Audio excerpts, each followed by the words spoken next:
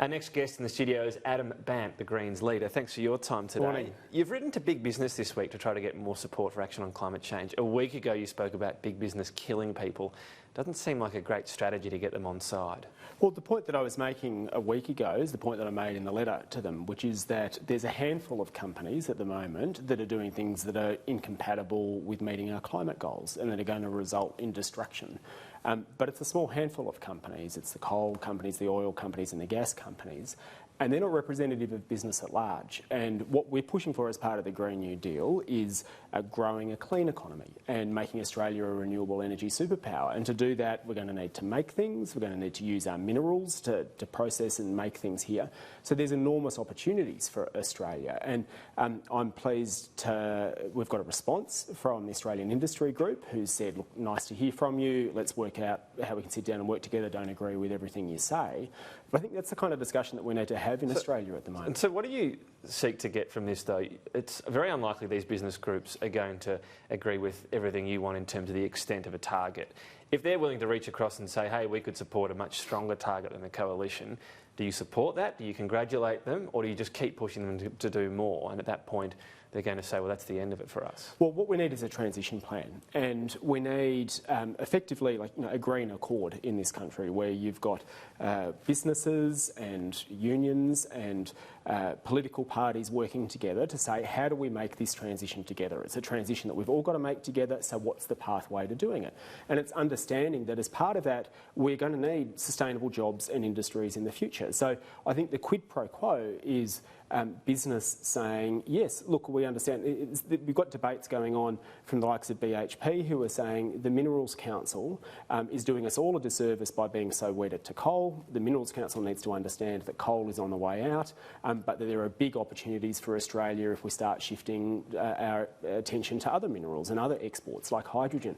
It's that kind of discussion that we need to have. And if along the way we can come up with policy ideas like let's expand support we give to research and development, let's expand support we give to renewables export industries. That's what this dialogue's about. But just to Tom's original point, how do you expect to sit around a table, have a discussion about quid pro quo and all of these policy discussions in a very reasonable way when you've accused businesses of killing people? Well, some businesses, it's a bit like, we don't support the asbestos industry anymore. We are in the process of regulating tobacco because we understand that it comes at a cost. And we are now at that point with coal, oil and gas. Though their business model is just not sustainable anymore. Now, that's not representative of business as a whole. And so the point that I was making, if you want to go back and listen to the full component of what I said last week, the point that I'm making is that there are some business models that just aren't sustainable anymore. And increasingly the whole population gets that. So the question is, what do we do with that? And for so long as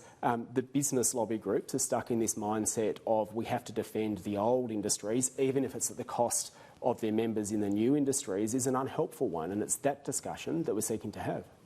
If coal, you say they're unsustainable, I mean, coal for one thing, the transition there is going to be a pretty long one. It's still very widely used around the world, only ever so slightly down in the last year. Before then it was up. And gas, only yesterday, Alan Finkel, an expert in this area, says this is a transition fuel. So your claim here that gas in particular is old technology, well, it might be, but it might be needed to get it across to the new stuff. We've got the technology with renewables and storage now to have Australia running on 100% renewables. The question is, how long is it going to take to get there? And that's a question of government commitment, and it's a question of having a government-led plan. Now, it took just over a decade to put someone on the moon, and that's because you had a whole of government and indeed a whole of society commitment to do it. Now, that's the kind of ambition that we need to have here, and we just don't have the time anymore to start talking about time spans beyond a decade. Like, the science is in. I'm not saying anything that can't be backed up by the science, and it's one of those fork in the road moments where if you say that you accept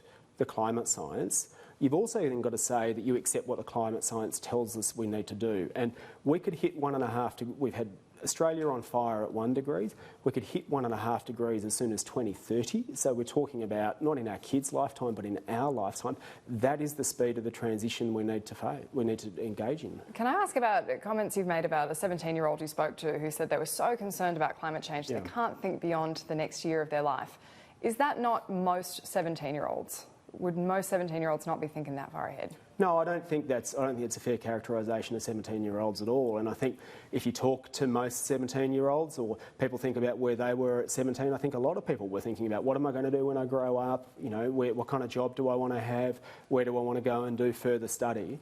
And what we're finding now is that young people who are watching their country burn, watching their country flood, who are reading and hearing the same science that we're hearing here in Parliament, are saying, well, hang on, if that's right, if we've got 10 years to turn the ship around and we're not on track to do it at the moment, we're on track to exceed that, what does that mean for me? And people who have just lived through this summer are saying, well, when you realise that it could get worse, it can be... People are feeling anxious and people are feeling very angry. And don't they need to be assured somewhat? There is a future beyond the next year. That person should be thinking well beyond the next year. Well, the government calls it needless anxiety, right? Scott Morrison says it's well, thinking the world will anxiety, end in a year is pretty needless anxiety. But she's not thinking the world will end in a year. She's saying, what is the world going to look like if we don't get the climate crisis But it's not worth control? planning beyond a year. That sounds like our job as leaders is to provide hope. And that's why I'm pushing for a Green New Deal, to say, yes, we are facing emergencies: a climate emergency,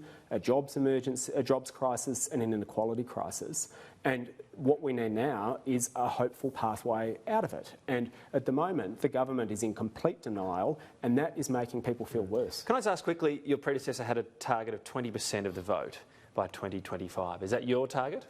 My target is, the electoral targets at the moment are to try and change the government, get Greens into balance of power in both houses, implement a Green New Deal. Now, how we get there... Is the 20% no longer your target? You've shifted to those different... I'm not going to set a numerical target like that. So you're not keeping the 20, you're having a... Obviously what I want to do is grow our vote, and I think every leader of every party probably would say that they want to grow their vote as well.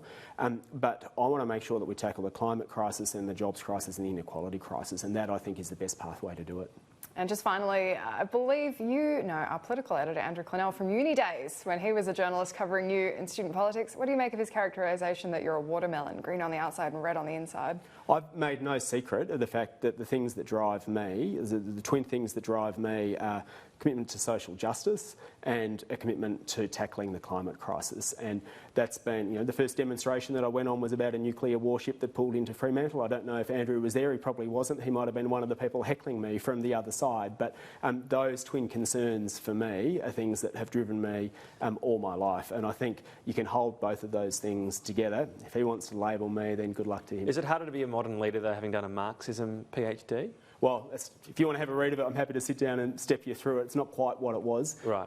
But I don't hide the fact that I've always been a fighter for equality. And I haven't read it, so fair point. But how would you characterise it briefly, keeping in mind we don't have time for a PhD in the program? Fair enough. I was having a look at how governments around the world have been suspending basic human rights and looking at the connection between that and the globalisation of our economy. So if you want a more detailed presentation session, happy to give you one. Do you think communism is a good form of government?